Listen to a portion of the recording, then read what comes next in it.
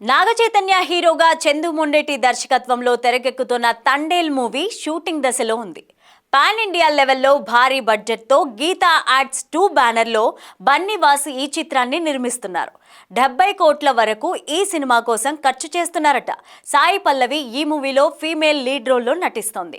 శ్రీకాకుళం నేపథ్యంలో తండేల్ మూవీ కథ ఉండనుంది. Real life సంఘటనల స్ఫూర్తితో ఈ కథని సిద్ధం చేశారు. నాగచైతన్య క్యారెక్టర్ కూడా రియల్ లైఫ్ నుంచే తీసుకున్నారట.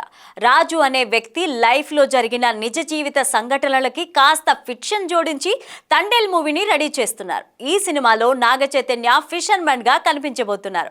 సముద్రంపై వేటకు వెళ్లి పాకిస్తాన్ జైల్లో బందీ అయిపోయిన ఒక మత్స్యకారునిలాగా నాగచైతన్య పాత్ర ఉంటుందట.